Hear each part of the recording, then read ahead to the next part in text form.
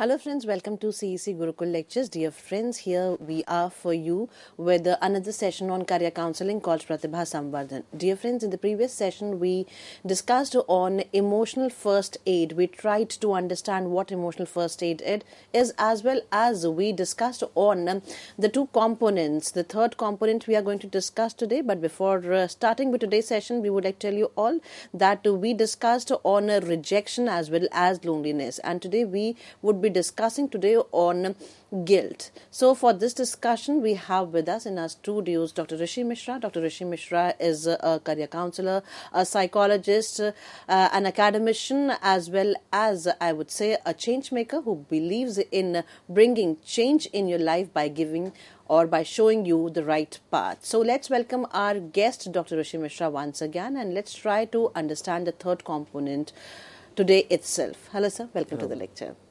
So we discussed a lot on rejection as well as on loneliness in the previous session. Before starting with the guilt, let's have a recap and let's acquaint the listeners, our students who are watching us right now. Kindly throw some light on rejection as well as on loneliness once again. Okay. So last time we had a discussion on emotional first aid part 1, rejection and loneliness.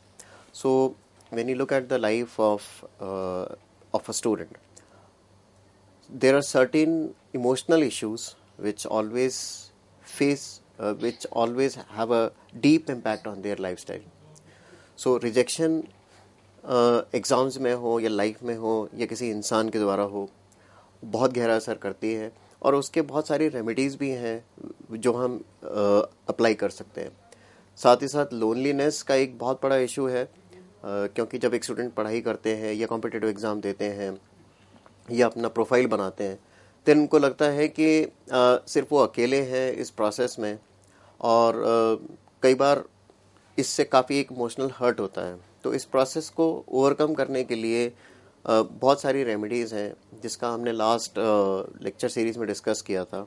आप जाके वहाँ पर detail में देख सकते हैं. सो आज हम बात करेंगे गिल्ट के बारे में. So today our topic of discussion is guilt and guilt को आगे हम आके डेफिनेशंस भी देखेंगे कि what is actually guilt. But एक लेमैन की लैंग्वेज में अगर मैं बात करूँ, सो गिल्ट की प्रॉब्लम जो है वो हर कोई फेस करता है किसी न किसी पार्ट ऑफ लाइफ में. एंड मैं आपको अगर स्टैटिस्टिक्स और डेटा रिवील करूँगा तो हम देखेंगे कि गिल्ट की प्रॉब्लम हर रोज़ हमारे सामने आती है, हर तरह से आती है. एंड गिल्ट के बारे में अगर हम बात करें तो एक कॉन्सेप्ट है गिल्ट मोटिवेशन, जिसके बारे में बहुत कम बोला जाता है, बहुत कम डिस्कशन किया जाता है, बहुत कम समझा जाता है, क्योंकि we think that we can overcome this guilt normally through our own life process, through our own lifestyle, through our own thought process. But sometimes ये जो गिल्ट फैक्टर्स हैं ये एक साथ इतने ज़्यादा इकट्ठे हो जाते हैं कि then it is very difficult to take this thing out of your mind. So अगर हम फर्स्ट ऑफ ऑल हम बात करते हैं डेफिनेशन ऑफ गिल्ट की. सो इन प्लेन टर्म्स इफ आई से, guilt is an extremely common feeling of an emotional distress. How it is caused? It is caused by, in simple term, we can say it is caused by a belief that we have done something wrong or cause harm to some other person. ये जो guilt है, इसको अगर हम एक और form में बोलूँ, गिल्ट मोटिवेशन है. जब हमारे पेरेंट्स भी बड़े हुए और उन्होंने हमारे को भी बड़ा किया, तो कहीं ना कहीं गिल्ट मोटिवेशन का फैक्टर उन्होंने डाला. गिल्ट इम्पॉर्टेंट भी है और अगर ज़रूरत से ज़्यादा बढ़ जाए या लाइफ में तकलीफ देने लगे, सो एक दिक्कत भी है. Important in the sense it is a check mark, एक तरह का एक चेक है जो हमारे को गलत करने से रोकता है. अगर इंसान के अंदर गिल्ट ना हो तो वो बहुत सारे गलत चीज़ें करे और उसको पश्चाताप भी नहीं होगा. सो गिल्ट मोटिवेशन का कहने का मतलब ये है, एक छोटा सा एग्जांपल मैं लेता हूँ. बचपन में जब बच्चे शैतानियाँ करते हैं या शोर मचाते हैं या बात नहीं सुनते, तो हम उन लोगों को बोलते हैं कि बच्चों को बोलते हैं कि आपने ऐसा किया ना, उनको देखो, उनको चोट लग गई, आपने ऐसा किया तो वो बुरा मान गए, आपने ऐसा किया तो दादी रूठ गई, आपने ऐसा बोला तो दादा रूठ गए, है ना। तो ये जो गिल्ट फैक्टर है, ये चेक करने के लिए इम्पोर्टेंट होता है।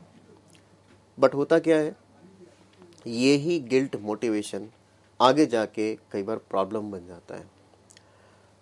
तो हम कई बार क्या सोचते हैं, अगर मैं ये कर दूंगा तो लोग बुरा मानेंगे, अगर मैं ये कर दूंगा तो लोग मेरे से खुश नहीं होंगे, मेरे फ्रेंड सर्कल में अगर मैंने ये किया तो वो लोग नाराज़ हो जाएंगे। सो इसीलिए गिल्ट को बहुत डीपली समझना बहुत ज़रूरी है। It is very important to understand what guilt is. अब बात करते हैं कितनी कॉमन है ये गिल्ट रिलेटेड फीलिंग। नॉर्मल अगर मैं बात करूं, जो स्टडीज़ हुई थी, बहुत टाइम से स्टडीज चलती आ रही हैं गिल्ट पे, और उनका ये एस्टिमेट है कि लोग दिन में एक बार उनको एक माइल्ड गिल्ट की फीलिंग आती है। और कितनी आती है, अगर मैं रफली एस्टिमेट लगाऊं तो it is 2 hours per day. हर दिन पूरे 24 घंटे में से 2 घंटे एटलीस्ट कहीं ना कहीं हमारे अंदर गिल्ट की फीलिंग आती है। वो कैसी हो सकती है, एक स्टूडेंट के लिए मैंने वो क्वेश्चन ढंग से नहीं किया, शायद वो ऐसे कर सकता था मैं, या मैंने कोई एग्ज़ाम दिया था उसमें मैंने ऐसे किया, या मैं उस टाइम पे नहीं पढ़ा। इस टाइप की गिल्ट फीलिंग अक्सर आती रहती है। And specially in this competitive world जहाँ कॉम्पिटिशन बहुत ज़्यादा है, सो हमारे पास एक गिल्ट फैक्टर हमेशा बना रहता है। आगे देखते हैं, एक हफ्ते के अंदर एटलीस्ट 5 घंटा ऐसा हमारा जाता है जिसमें हमारे अंदर गिल्ट फीलिंग आती है और हम उस फीलिंग से जूझते रहते हैं। फिर अब मैं आगे बात करूं, एक महीने के अंदर करीब करीब 8 या 10 घंटे की गिल्ट फीलिंग हमेशा रहती है हमारे अंदर। प्रॉब्लम होती है तब जब ये गिल्ट फीलिंग सालों साल चलती जाती है और हम सोचते रहते हैं कि हमने उस इंसान के साथ गलत किया, हमने अपने साथ गलत किया, हमने उस टाइम पे गलत किया, हमने इस चीज़ में गलत किया। ये जो गिल्ट फीलिंग है, इसका अगर हम अपनी लाइफ में इसको रेगुलेट नहीं करेंगे, इसको अंडरस्टैंड नहीं करेंगे और इसको कंट्रोल नहीं करेंगे, तो एक टाइम ऐसा आएगा कि हम फ्रस्ट्रेशन, डिप्रेशन और एंजाइटी के शिकार हो जाएंगे। अब देखते हैं कि गिल्ट जो फीलिंग है उसका प्राइमरी फंक्शन क्या है। उसका पहला फंक्शन ये है, वो हमारे को बताता है कि हमारी लाइफ में कुछ ना कुछ प्रॉब्लम है और हमें कुछ ना कुछ एक्शन लेना चाहिए उस प्रॉब्लम को सॉल्व करने के लिए। और अगर मैं और डीपली जाऊं, सो अगर हम अपनी हेल्थ के बारे में ही सोचें, तो हम अगर अपने आप से ये एक कमिटमेंट करते हैं कि I will keep my health better because my health is for my own benefit, अगर हम रोज़ ही अपने आप से कमिट करते हैं, कहीं ना कहीं हम रोज़ उस कमिटमेंट को तोड़ते हैं, उस गिल्ट जोन के अंदर एंटर करते हैं। और होता क्या है, अपने पर्सनल स्टैंडर्ड को बिखार देते हैं, तोड़ देते हैं, डिस्टर्ब कर देते हैं। सिंपल सी बात मैं लूँ, जब हम अपनी डाइटरी हैबिट्स को चीट करते हैं, मान लीजिए हमने सोचा कि हम कुछ भी जंक फूड नहीं खाएंगे, अपनी हेल्थ को कंट्रोल करेंगे, और कई बार हम रास्ते से जाते हैं या किसी से मिलते हैं या किसी फंक्शन में जाते हैं, then we cheat on our own self, हम अपने आप से धोखा करते हैं। इस धोखे में क्या हो जाता है, हमारी गिल्ट फीलिंग आने लगती है हमारे को, because subconsciously we all know कि हमने कुछ गलत किया है। सो सबकॉन्शियस जो हमारे अंदर है, माइंड के अंदर सबकॉन्शियस पार्ट है, कंपोनेंट है, वो हमारे को हमेशा अलर्ट करता है कि हमने कुछ गलत किया है। डाइटरी हैबिट मैं इसलिए बात करता हूँ क्योंकि it is a very simple phenomena which we always observe. एक जो चीज़ है जो नॉर्मली हम ऑब्जर्व कर सकते हैं, जो हम कर रहे हैं अपने साथ, जैसे कि हम ऑयली फूड खा लेते हैं ये जानते हुए भी कि देयर इज़ अ प्रॉब्लम। फिर कुछ लोग, some people do smoking, they also know that is not good for health, और उससे वो गिल्ट फीलिंग आती है उनको। और कई बार क्या हो जाता है, we come into a buying spree, हम महंगी महंगी चीज़ों को खरीदने लग जाते हैं, हमारा बजट नहीं होता फिर भी हम उनको खरीदते हैं।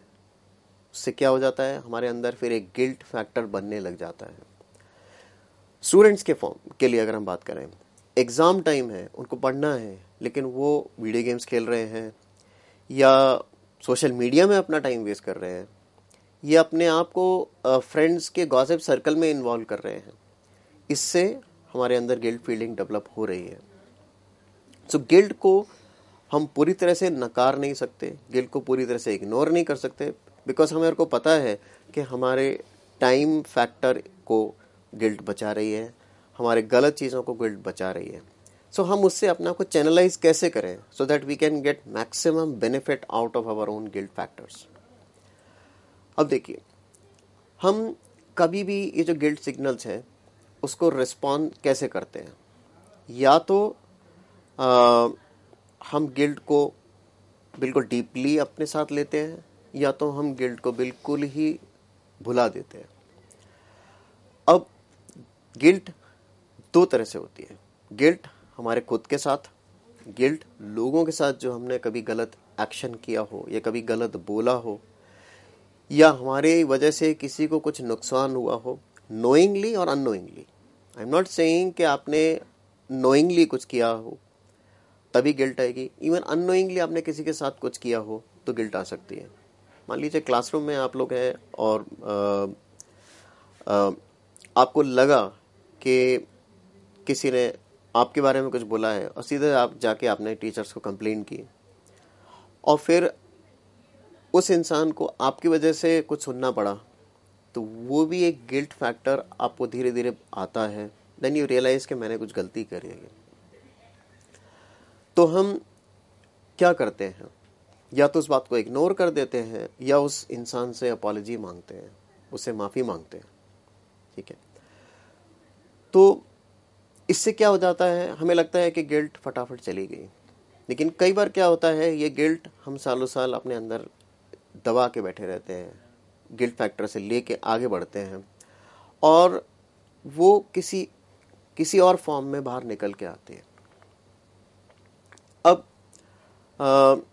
जो गिल्ट के जो घाव हैं जो हमारी आत्मा पे लगते हैं, the psychological wounds of guilt, how to treat those psychological wounds. आज का जो हमारा डिस्कशन रहेगा ना कि सिर्फ प्रॉब्लम आइडेंटिफिकेशन के लिए रहेगा, बल्कि हम ये देखेंगे कि हम अपने इस गिल्ट प्रॉब्लम को किस तरह से हम टैकल कर सकते हैं, किस तरह से ओवरकम कर सकते हैं, and what is the minimum basic methodology.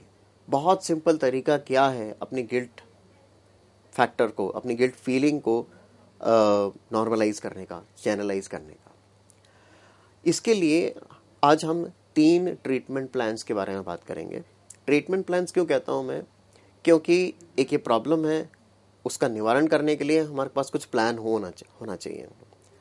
In fact मैं कहता हूँ लाइफ में हर प्रॉब्लम के लिए, हर सिचुएशन के लिए आपके पास प्लानिंग होनी चाहिए। एक कहावत है, if you fail to plan you plan to fail. अगर आप प्लानिंग में फेल हो जाते हैं तो आप फेलियर के लिए प्लान कर रहे हैं। ये लाइफ के हर पार्ट के लिए है, ना कि सिर्फ आप स्टूडेंट्स के एग्जामिनेशन के लिए है, बल्कि उनकी पूरी लाइफ के लिए एक बहुत अच्छा डिक्टम है, स्टेटमेंट है, जो मैं चाहता हूँ कि हम आप लोग सब इस पे ध्यान दें और इसको ध्यान रखें। अब देखिए, जब हम ट्रीटमेंट प्लानिंग की बात करते हैं गिल्ट के लिए, देन हम देखते हैं कि इसके अंदर पहला ट्रीटमेंट क्या है हो सकता है। सो पहली रेसिपी है इस इफेक्टिव ट्रीटमेंट के लिए, इफेक्टिव अपॉलॉजी। देखिए, अब पहला सेक्शन आता है स्पेसिफिकली उस कॉन्टेक्स्ट में जब आपने कुछ बोला, कहा या किया जिसकी वजह से आपके फ्रेंड को या सामने वाले को या किसी अननोन पर्सन को प्रॉब्लम हुई, लाइफ में डिफिकल्टी पहुंची या कुछ नुकसान हुआ। ठीक है, सो इफेक्टिव अपॉलॉजी। अब एक सिंपल सी चीज़ है कि हमने ये जरूर सीखा है कि कुछ गलती की हो तो माफ़ी मांग लो। बहुत सिंपल स्टेप है, बहुत सिंपल प्रोसीजर है, बट अगर मैं इसको डाइसेक्ट करूं तो ये इतना सिंपल नहीं है। क्यों सिंपल नहीं है? क्योंकि कई बार हम लोगों से माफ़ी मांग लेते हैं लेकिन फिर भी रिश्तों में वो सुधार नहीं आता, कहीं ना कहीं वो कड़वाहट बनी रहती है। The relationships which we are into earlier before that action is not the same. तो जब हम देखते हैं कि अब किसी से हमने कुछ गलती की और हमने बोला आई am really sorry for my mistake, मैं अपनी गलतियों के लिए शर्मिंदा हूँ, यहाँ पर जब हम इस चीज़ को बोलते हैं देन हम बहुत सारी चीज़ें मिस आउट कर जाते हैं। आगे हम देखेंगे कि हम क्या क्या मिस आउट करते हैं। तो हमारे को ये ज़रूर सिखाया गया है कि गलतियों की माफ़ी मांग लो, है ना, लेकिन ये नहीं सिखाया गया कि उसको किस तरह से मांगा जाए, उसमें क्या क्या एलिमेंट होने चाहिए जिससे कि आप उस गिल्ट से वाकई ही अपने आप को निकाल सकें बाहर। ठीक है, ये बात इसीलिए इम्पॉर्टेंट है क्योंकि इमोशनल इश्यूज हमारे एकेडमिक्स में हमारे को डिस्टर्ब करते हैं और वही इश्यूज हमारे करियर में आगे आते हैं और उन्हीं इश्यूज की वजह से हम उस फ्रीडम, उस एफिशिएंसी, उस एनर्जी से काम नहीं कर पाते हैं जिससे हमें कि करना चाहिए।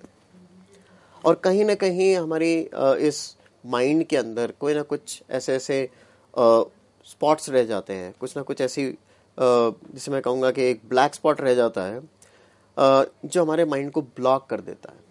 तो इसीलिए इस गिल्ट फैक्टर को जानना बहुत ज़रूरी है। अब जब हम माफ़ी मांगते हैं उसके अंदर दो चीज़ें इन्वॉल्व होती हैं, कंटेंट एंड वॉइस। जो हमारी माफ़ी हम किसी से मांग रहे हैं, इसमें हम लोगों के अलावा हम अपने आप से भी जो हम माफ़ी मांग रहे हैं उसके अंदर भी एक बहुत बड़ा फैक्टर इन्वॉल्व है।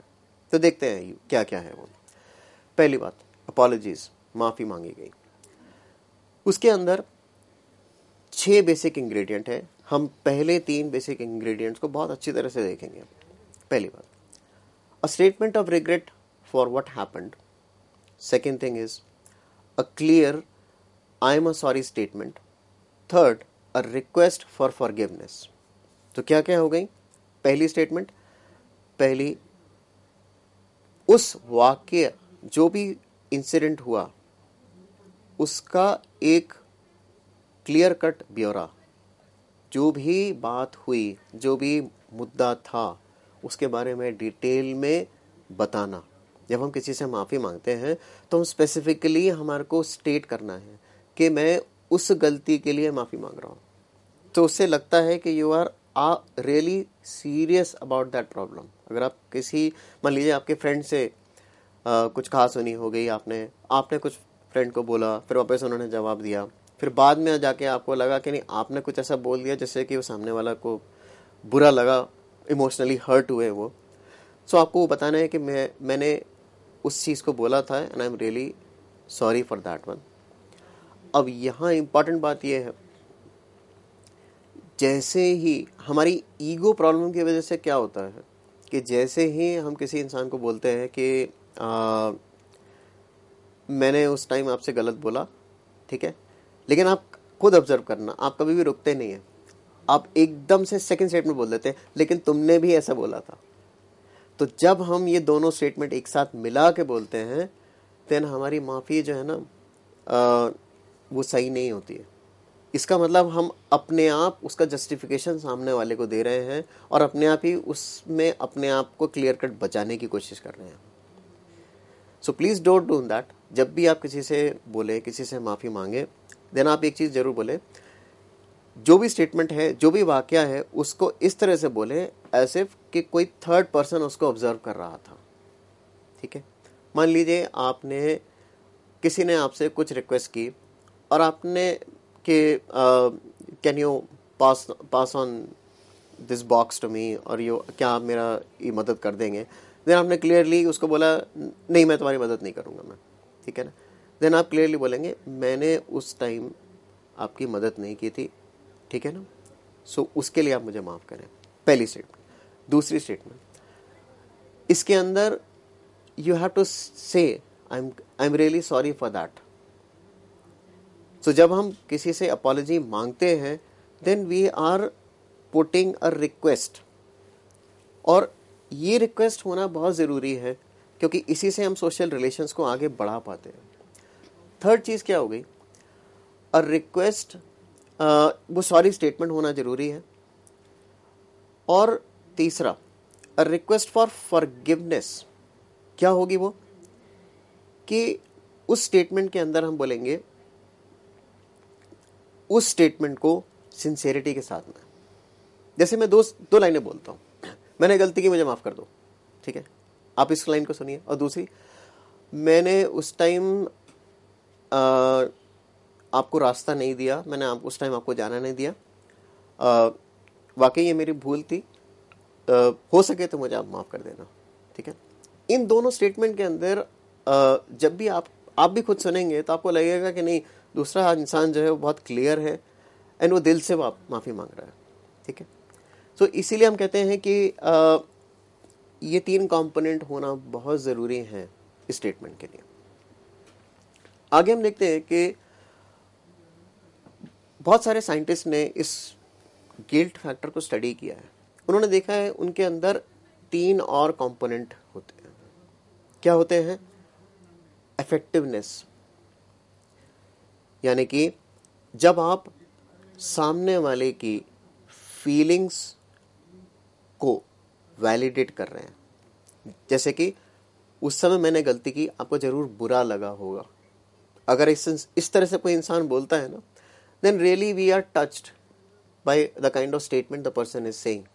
अगर कोई इंसान ऐसे बोलता है कि आपको जरूर बुरा लगा होगा, तो हम क्या कर रहे हैं, उनके सबकॉन्शियस माइंड को एक डायरेक्शन दे रहे हैं कि शायद आपने ऐसा किया तो शायद आपको बुरा लगा होगा। सो इसका मतलब ये है कि we are mirroring the other person's feeling. ऐसे ही जब आप जैसे कोई टीचर आपको कुछ पढ़ाते हैं, ठीक है ना, देन जब उनको ये लगता है कि आप उनकी बात ध्यान से नहीं सुन रहे हैं, then you have to mirror the feelings of the teacher. Then आपको टीचर्स को ये कहना चाहिए कि शायद आपको ये लगा होगा कि मैं ध्यान से नहीं सुन रहा हूँ, उसके लिए मैं माफ़ी चाहता हूँ, बट मैं सुन रहा था लेकिन शायद मेरा ध्यान उस समय भटक गया था, ठीक है ना, मेरी कोशिश पूरी थी लेकिन मैं उस समय ध्यान नहीं दे पाया। सो हम क्या कर रहे हैं, हम ह्यूमन रिलेशंस को ना स्ट्रांग बना रहे हैं। क्योंकि देखिए, आप स्कूल में भी जो काम करते हैं, your school is a team. आपके टीचर्स हैं, प्रिंसिपल हैं, एडमिनिस्ट्रेटर्स हैं, फेलो स्टूडेंट्स हैं, वो सब आपकी एक टीम है। तो अगर आपको टीम के साथ काम करना है तो आपको टीम को जोड़ के काम करना पड़ेगा।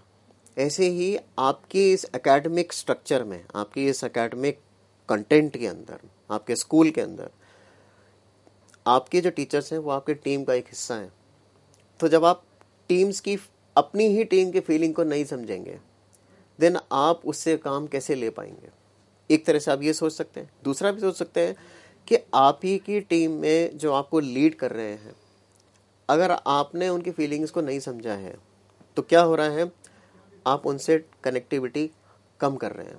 तो जब इंसान के अंदर कनेक्टिविटी नहीं होगी इतनी, देन उसके बाद उसके थॉट प्रोसेस के अंदर कनेक्टिविटी नहीं होगी, आपके साथ रिलेशंस अच्छे नहीं होंगे, और फिर वो पूरा स्ट्रक्चर एक फॉर्मल स्ट्रक्चर बन के रह जाएगा। ऐसे ही आपके स्कूल के अंदर स्कूल काउंसलर्स हैं, टीचर्स हैं, स्पोर्ट्स टीचर्स हैं। सो उन सब के साथ आपको कनेक्टिविटी अच्छी बनानी है, क्योंकि ये जो आपका करियर स्ट्रक्चर है, ये जो आपका करियर है, ये जो आपका गोल्स हैं, ये सिर्फ आप ही के गोल ना रह जाएं, बल्कि जो भी इंसान आपके साथ जुड़ा हुआ है उस स्कूल के अंदर या घर के अंदर, उसकी कनेक्शन, उसकी कनेक्टिविटी, उसकी फीलिंग्स आपके साथ होनी चाहिए। With this note, we would like to thank Dr. Rishi Mishra for giving us this vivacious session where we try to understand what guilt is and how we can overcome it and why it is important. And the session is important for you, we know that, and we are going to bring more thoughtful thoughts to this entire lecture in the next session. So, dear friends, keep watching us and yes, give your feedbacks timely. Thank you.